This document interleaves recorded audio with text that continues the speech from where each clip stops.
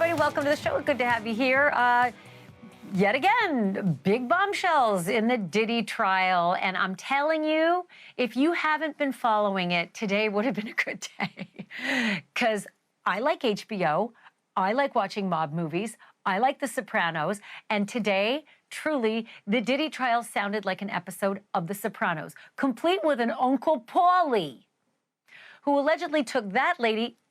Kind of an unusual drawing of her, but her name is Capricorn Clark, and she said she was a Diddy employee who was taken by Uncle Paulie to a vacant building and threatened that she'd be thrown in the East River if she didn't take lie detector tests about stealing jewelry. I kid you not.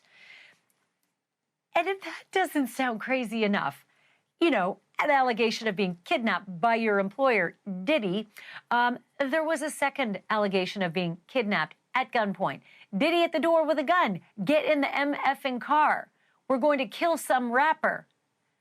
I kid you not. That's just the beginning. I have so much more to tell you. That's all ahead. And just keep your racketeering hat on. The headlines are all crazy, you know, oil and sex and all the rest, but it's the racketeering connections that day by day these prosecutors are making. I'm going to line them all up for you so that you can have a good argument with the guy who says, I don't see it. Also, 8 down, 2 more to go. Those 10 escaped inmates who literally, it's almost like a comedy show every time you see them leaping off the loading dock in the New Orleans jail where they all busted out from breaking through the toilet. They got this one. I can't watch this enough. I've seen it probably 100 times, and I keep looking at different things every time. I see socks and I see a blanket. And anyway, 8 of them are back in the Huskow. But that's not the end of the story. There are more than a dozen other people who are now going to be in there with them for helping them, A, to break out, and B, to stay out. And there's one of those fellas, one of those leapers, who's got 5 people who helped him, 5 people who've been arrested. 3 of them are family. Boy, I'll bet they're proud. Okay, so I'm going to tell you all about those guys and one other guy who's unrelated. One other guy who busted out this weekend who knows way more than all of these guys about how to stay ahead of the cops. You know why? Because he's a former police chief who was sentenced to 50 years for rape and murder. You can't make this stuff up. I'm not kidding. I've got all of that for you coming ahead. And then did you hear the one about the Chrisleys? Todd and Julie Chrisley, the reality stars who, you know, famously went on like federal trial for bank and wire fraud and like cheating on your taxes and then got thrown in the slammer. He got 12, she got 7 years. They've been miserable, obviously, who likes prison, and suddenly someone has come to their rescue. Someone who sits on a very high perch, who has the pardon power, right? Yeah, that guy, another reality TV star, has decided the Chrisleys have seen enough prison. They're getting pardoned. They might even be out by tonight. I will tell you all about that and ask the question, why? Why them? Why do they deserve it? That's all coming ahead. First, though, I'm sure that you have this, right, in your background. The first day on a new job, it's super nerve-wracking, right? I've been at it, know what it's like. You're, like, dressed fancy. You just don't want to mess up. But Capricorn Clark knows the nerve-wracking nature of the first day on the job better than anybody. Because today, that former employee of Sean Diddy Combs testified that on her very first day at work, the media mogul took her to a very dark Central Park and threatened to kill her. Welcome to the company. Again, you can't write this stuff. And it was all because, allegedly, of her connections to Diddy's arch-rival, Suge Knight. Suge Knight was her former employer. This was just one of, like, endless bombshells today dropped by Capricorn Clark in a New York federal courtroom. She was called to testify for the prosecution, obviously, in a case where they have been laying out why Sean Diddy Combs is guilty of federal racketeering and sex trafficking charges. Combs has pleaded not guilty on all of that counts, right? But I am seriously wondering today what that jury is thinking after hearing everything that this former assistant of his had to say up there on the stand, under oath, right? Under threat of perjury. Because she testified that the death threats that she got, like on day one, were only the beginning of a years-long nightmare and a string of alleged racketeering crimes. Capricorn Clark testified that in 2011, while she was working for Sean Combs as a global brand director, she was instructed by Diddy to transport 3 diamond-encrusted pieces of jewelry to Miami. That's not a crime. But somehow that jewelry went missing even before she got to the flight. And Capricorn Clark, the assistant, notified Diddy's security. But rather than going to Miami with Sean Combs on board the plane, she stayed in New York. And like a scene straight out of The Sopranos, she was picked up by one of Diddy's security agents, she says, a guy referred to as Uncle Paulie, who drove her to a rundown vacant building. There, she says, one of Combs' hulking associates was waiting and said, "Sit down, take a lie detector test, prove you're not a thief." Those are my words. According to a terrified Capricorn Clark, Diddy's goon told her, quote, "If you fail this test, they are going to throw you in the East River." End quote. So a petrified Capricorn Clark took the test. She said she took it not once, not twice, but she took it multiple times over the course of 5 days. And on the 5th day, after passing every damn test, Clark testified that she was told she could return to work on Monday. Oh, thank you. Thank you so much. I'll be there at 8. She did. She returned to work. Clark also said that she never told police about the incident, fearful of breaking her non-disclosure agreement with Combs. And as for those diamond-encrusted jewels, according to Capricorn Clark, they were never recovered. She couldn't find them. They couldn't find them. Nobody could find them. I know what you're probably thinking. That's different than the freak-offs and everything that we've been hearing about up till now. And if you think Clark's testimony sounds an awful lot like kidnapping, right? That's the prosecution's point. That's their intent. Because kidnapping is considered an offense under racketeering. And if the feds can prove that Combs violated 2 of those predicate offenses in a 10-year span, using his enterprise, you know, like employees, to do this, he could go away for life. And as if an allegation of kidnapping isn't bad enough, how's about 2? How's about 2 allegations of kidnapping? I'm telling you, today was the day. You should have checked in. So I'm here. You're welcome. Capricorn Clark continued her testimony and told the court about yet another incident where, again, quote, December 2011, I was kidnapped, end quote. It doesn't get more clear than that, right? Black and white. She told the courtroom that a furious Sean Combs showed up at her door and, like, banging on the door, metal on metal. She looks out the peephole and she sees he's got a gun in his hand. Oh! And then she says he demanded she get dressed and get in the car. She testified that Diddy told her to, quote, put some MFing clothes on. I said MFing. He apparently said the real thing. He said, because we're going to kill the rapper Kid Cudi. Cudi was dating Diddy's girlfriend, Cassie Ventura. And apparently Puff did not like that.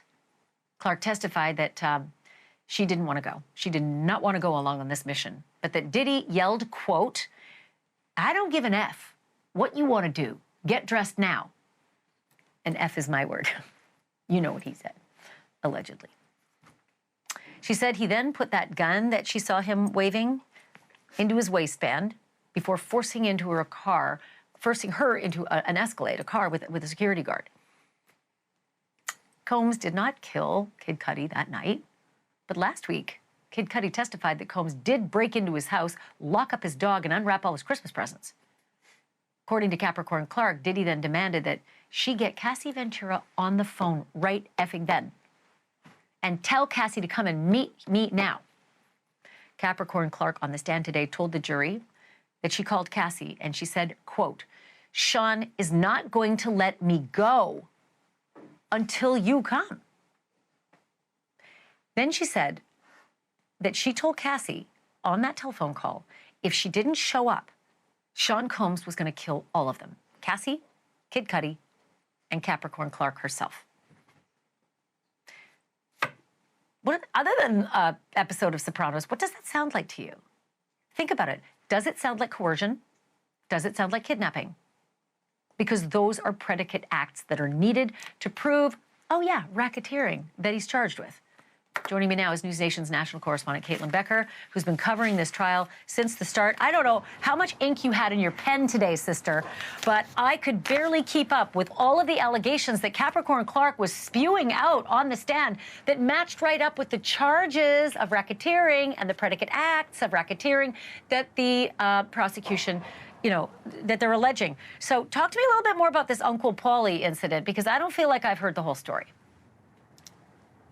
You know, Ashleigh, you really did hit so many of the high points there. This was the first time in this trial that I think the prosecution had a major win for the entire day. Capricorn Clark testified from morning until court ended today, and we really laid out a lot of these RICO charges. So many experts so far have questioned whether or not the prosecution, the government was doing a good job at establishing their case because they spent so much time on the domestic violence. But today was the day they got into that racketeering aspect of it with Capricorn Clark. I mean, she sat down on the stand and off the bat hit them with, "I was kidnapped." And as you said, not once, not twice, I'm actually going to add a few more to those. There were not only allegations of kidnapping, but false imprisonment at points when she said he wouldn't let her leave his home in Miami. Uncle Paulie sounds like a name, as you said, from The Sopranos that almost feels made up.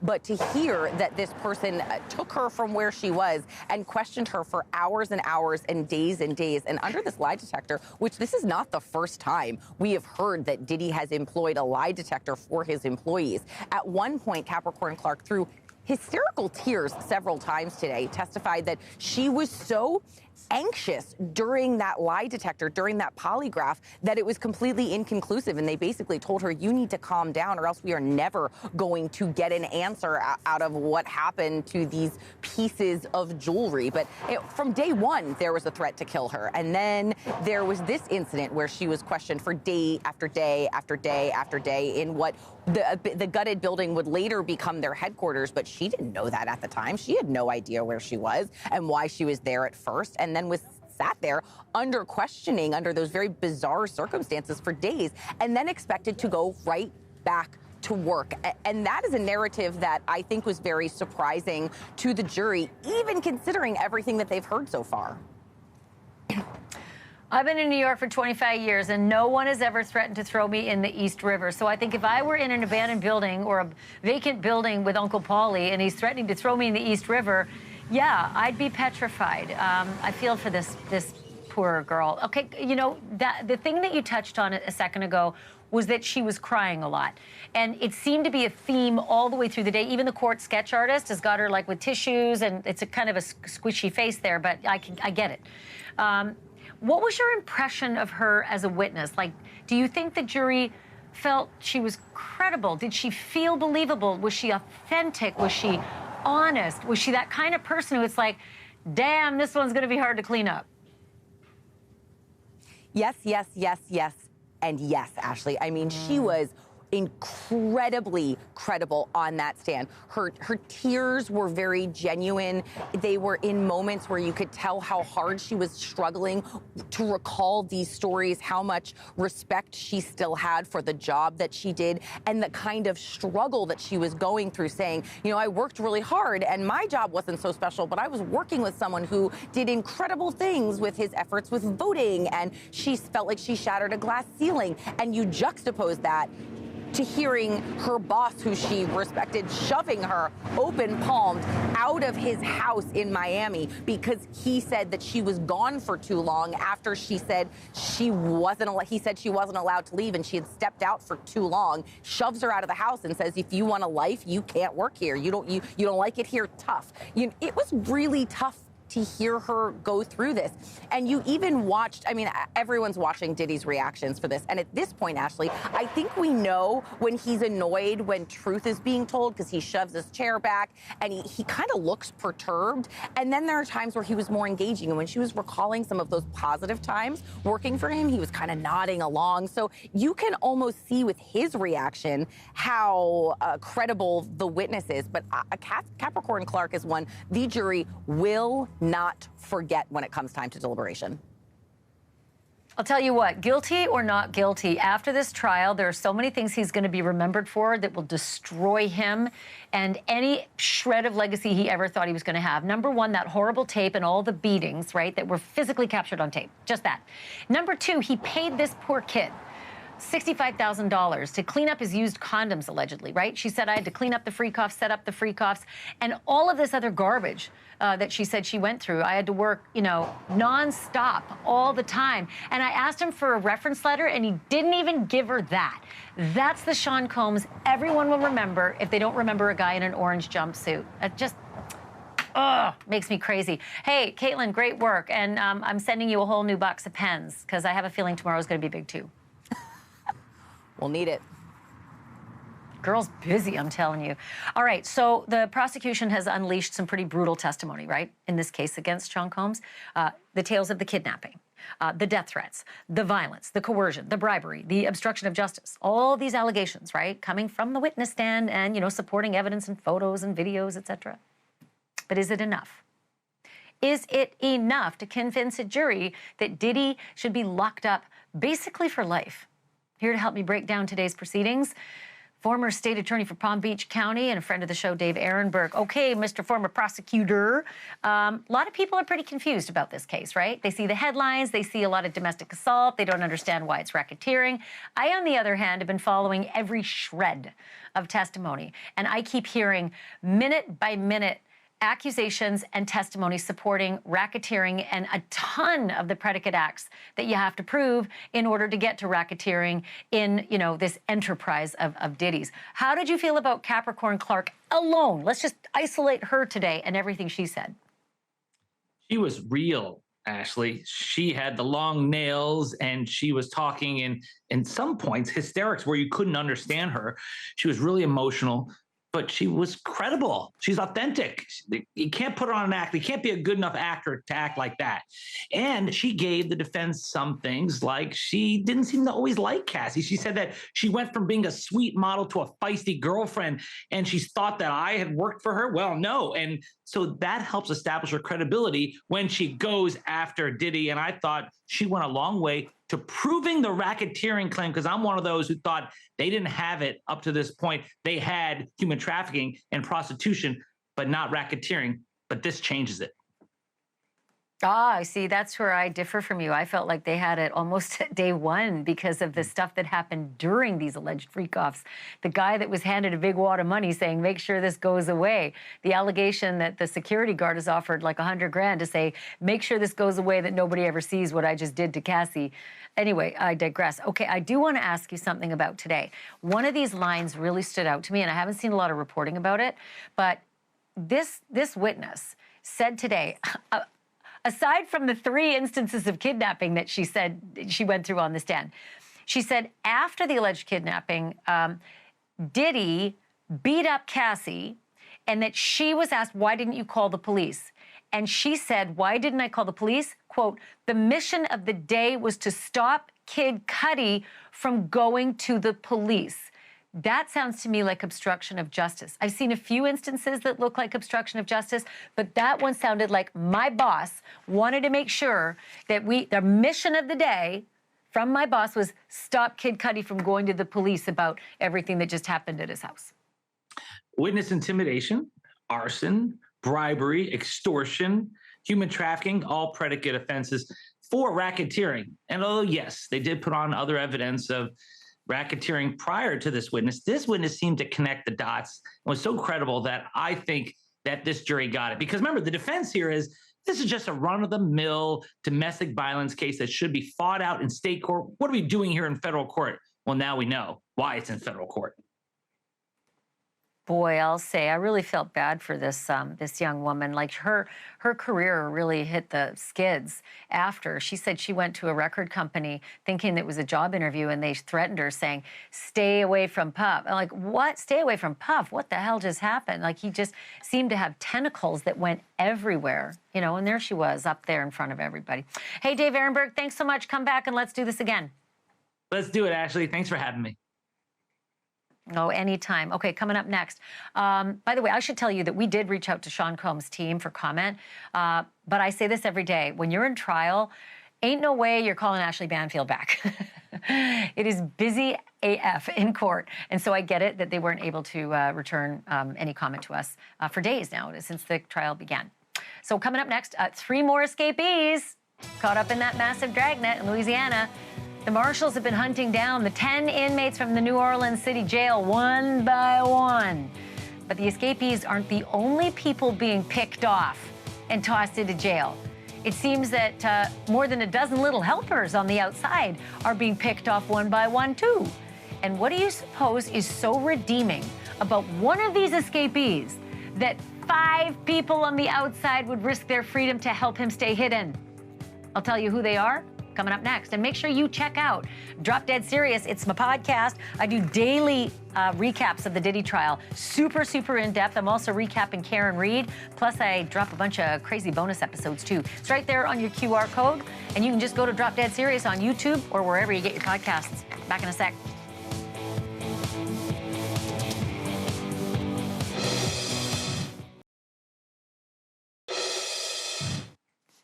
Okay, by this point, it's almost like a drinking game, right?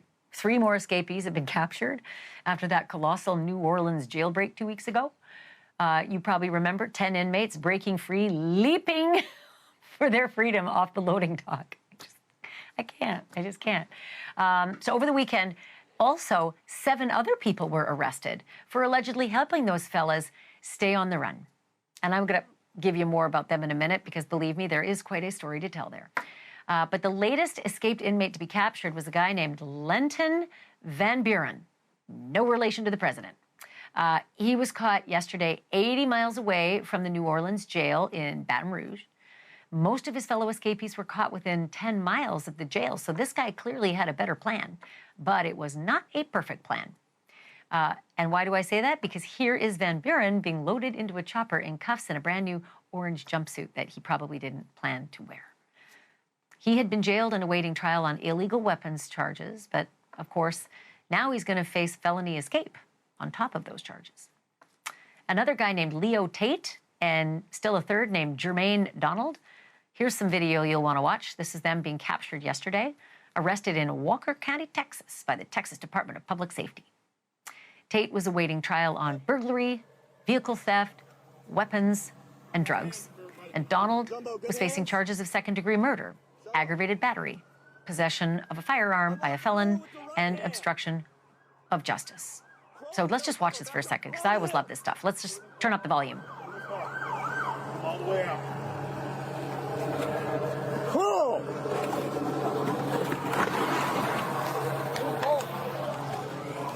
Back to clear.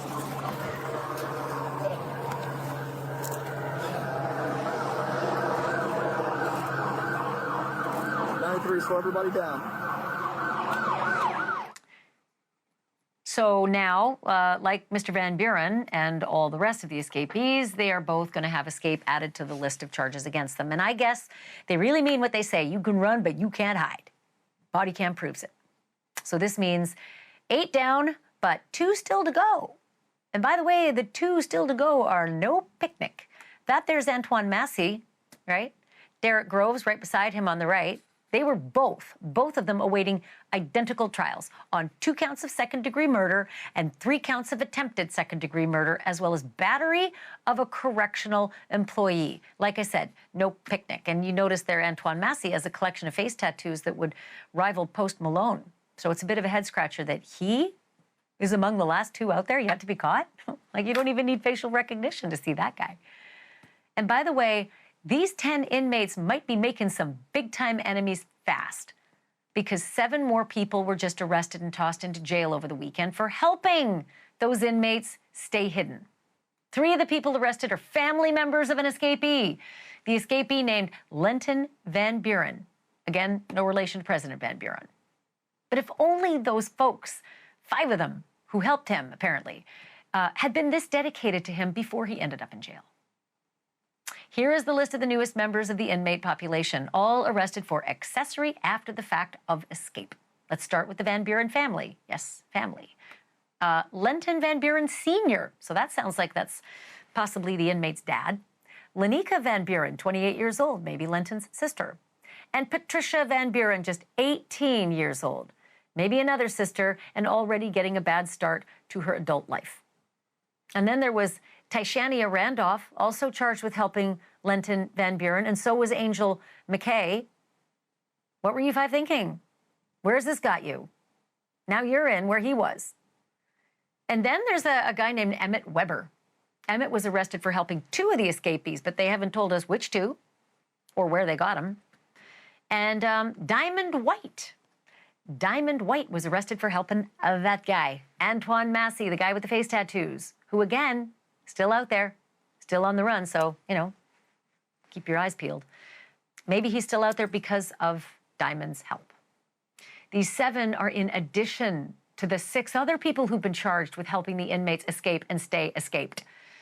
And that brings our scorecard to 8 escapees captured, 2 still on the run, and 13 people locked up in Orange because they're alleged to have helped them. But since every day it seems we have a new arrest, my friends, please watch this space. And speaking of escapees, there is another dangerous inmate on the run tonight, right across the state line. Have you seen this man? If you have, keep your distance, and I mean it, a lot of distance.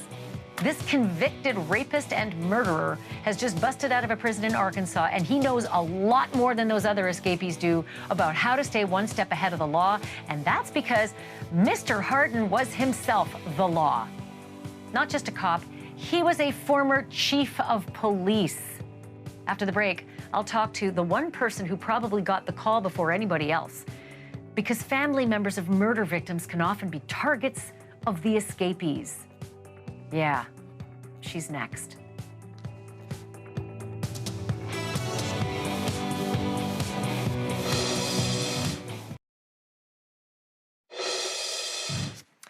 When a dangerous inmate escapes, especially one locked up for rape and murder, among the first calls that go out are calls to the people worst affected by the inmate's crimes, the victims. They're often in grave danger and targets of the escapees.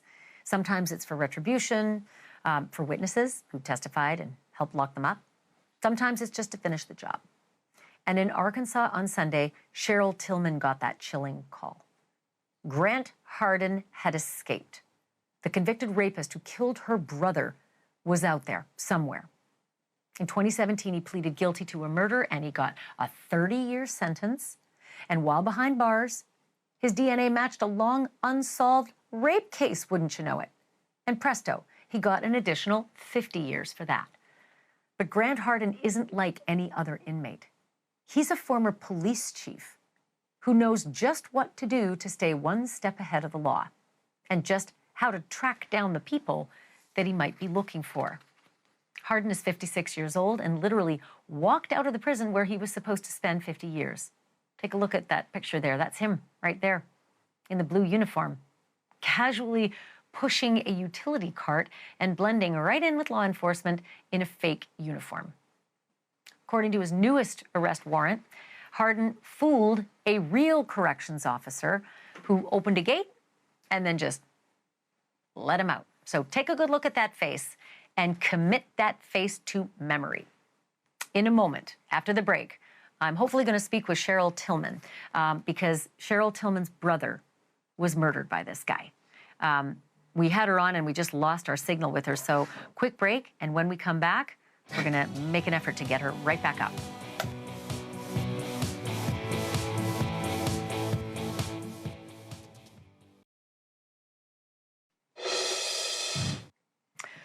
When Grant Hardin heard the prison doors slam shut on him 8 years ago, I'm sure he felt life was over. Because at his age, I mean, frankly, look at him. He got a 50-year sentence. It meant life. It meant what we call toe tag parole. You're not getting out without a toe tag. And, for good reason. He murdered a man and he raped, entirely separately in another crime, raped a woman.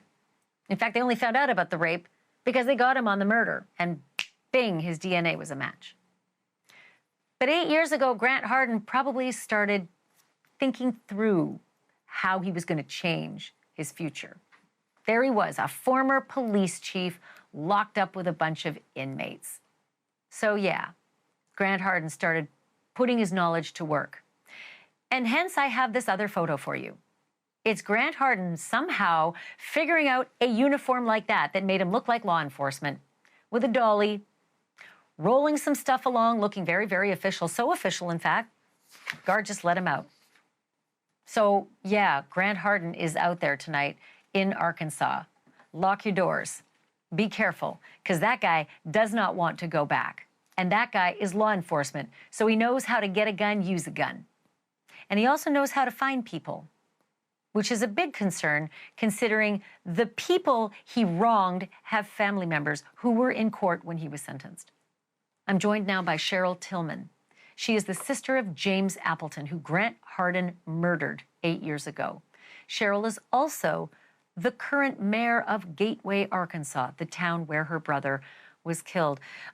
Cheryl, thank you so much, Mayor Tillman, for being on. And may I just give you condolences? I know it's been a few years, but I don't think you ever get over something this horrible, being a murder victim's family member. And there is this horrible news that you get on the phone when you're told Grant Hardin has escaped. What was your reaction? Kind of just dumb. Just, everything just went numb and your heart just sinks. So, to me, someone there at that prison wasn't doing their job. Yeah, and look at this. I mean, the lengths that he went to, that he was able to go to fashion this kind of a uniform. By the way, it is not a stolen uniform. The corrections officials say they accounted for all of the uniforms in the facility and that this wasn't one of them, so it had to be fashioned in some way. He shot your brother while your brother was sitting in a car, and he used a shotgun to do this in 2017. He is ruthless and he is dangerous. And I wonder if you and your family members are worried about your safety and if you're taking precautions tonight. We are. We're my husband and I, we're here at our home, and as bad as I hate guns, and I do hate guns, we have one loaded. So I mean, we've taken our precautions. The Benton County sheriffs, they've been out driving around and looking. Mayor Tillman, I mean, you're the mayor of this town. You're also a family member who deserves special care in this situation that, everyone in your community finds themselves in. Are you getting any additional information that the rest of the public isn't, just to make sure that you and your family are safe from whatever Grant Hardin may be capable of doing? No, we've got nothing. Nobody has contacted us. Other than to let you know he's out there somewhere, and there you are with your your loaded weapon at the ready, understandably. Yeah, that's all we've got, is that he's escaped prison. Mayor Tillman, can you tell me about this particular part of Arkansas? Close or within the Ozarks? Is this an easy place for him to stay hidden? Is it a place where he is familiar and can easily disappear? Well, you're right in the Ozark Mountains. So, I mean, it's very hilly. You're right there along the White River. He probably knows the area very well. What do you make of that uniform that we're showing, and that the facility says it's not one of theirs? He didn't steal a guard's uniform. This was made out of whole cloth. What do you make of this? How did they not see this? How did they not know that he was even making something like this? And how did he get the tools to do it? Pretty astounding to see it and to think that he had the capacity not only to get it, make it, but also put it on and get into a position where he could get his hands on that dolly and then walk his way right out the front gates of the prison. It's just astounding. Do you think, Mayor Tillman, that he will ever be caught or give himself up? I don't think he'll give himself up at all. Now, getting caught, he'll get caught, but he won't give himself up. Do you think they're going to take him alive? He's too smart. I don't know. That's hard to say. I don't know if he'll put up a fight or not. Well, we will continue to watch this story. Mayor Tillman, again, I am so sorry for what your family has had to endure with the murder of your brother and then this additional insult on top of it to know that this man has escaped. We're seeing some pretty good success in tracking down these escapees in the state next door. So hopefully you'll have the same track record with these marshals who are tracking this killer. Thank you so much, Mayor Tillman, and the best of luck to you all in finding this man. Thank you, Ashleigh.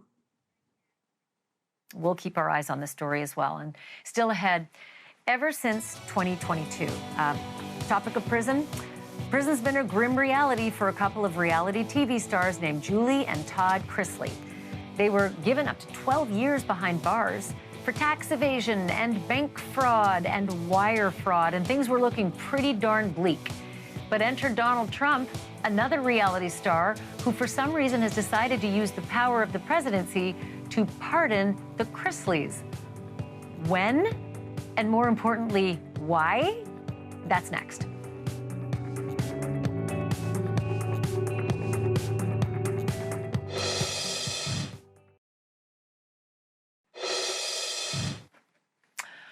Things change pretty quickly in the business of live TV. Just a couple hours ago, I had this great plan to tell you about an upcoming release of a brand new reality TV show about Julie and Todd Chrisley and their life in federal lockup. But I'll be darned. We now have news of a very different kind of release. Their release.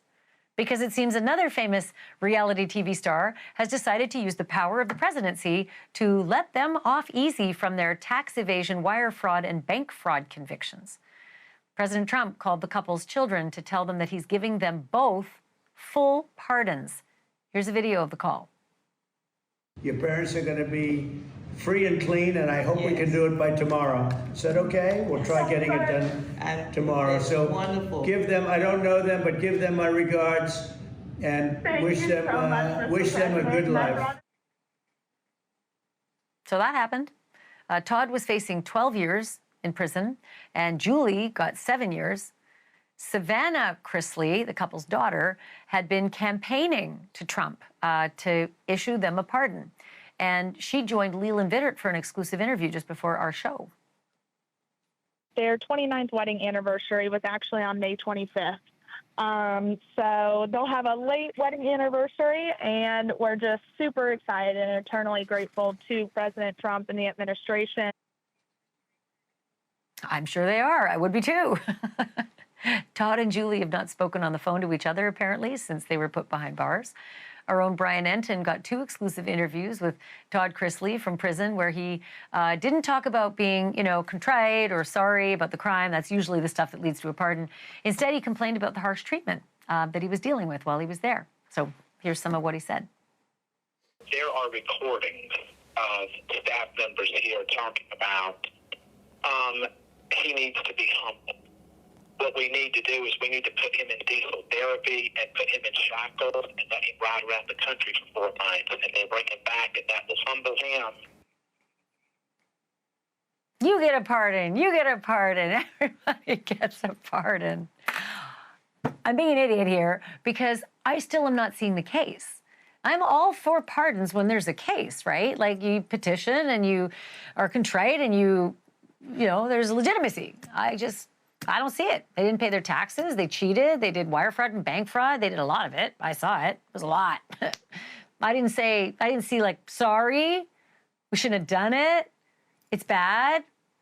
We've been really good in prison. We've done these things. We've started up programs. We're helping other inmates. I haven't seen any of it. So I'd like President Trump to tell us what his side of this story is. I'm sure he has one. I would like to know what it is rather than, is it okay? They'll be out tomorrow? I'd like to know, because reality TV shouldn't make you eligible for a pardon just because you're famous. I think I mentioned before that Todd also told Brian Enton that he was not allowed to talk to his wife. There's no word yet if this prison-themed show that I mentioned at the top of this segment is going to be released, but if it is, they certainly do have a very good angle for season 2. I just think they're going to have to find a whole different title because they ain't going to be in lockup much longer, if not like now, like morning time. So now I'm waiting on Tiger King. He's a reality TV star. He wants out. You know, he threatened to kill somebody. He's kind of planned it too, and he's locked up, and he's been begging and pleading the president to let him out. So watch the space. Also, watch my podcast. It's called Drop Dead Serious, and I've got nightly recaps of the Diddy trial, and it's point by point, folks. If you're wondering, what is all this about racketeering? Check out Drop Dead Serious. There's the QR code there. You can find it anywhere you find podcasts. It's on YouTube as well. And I also have updates on the Karen Reed trial, and woo, fireworks today, my friends. Meantime, I will be back here tomorrow with all the special stuff for you. Almost next. Thank you for watching. Subscribe below and download our NewsNation app right now on your phone, and you will get fact-based, unbiased news for all Americans.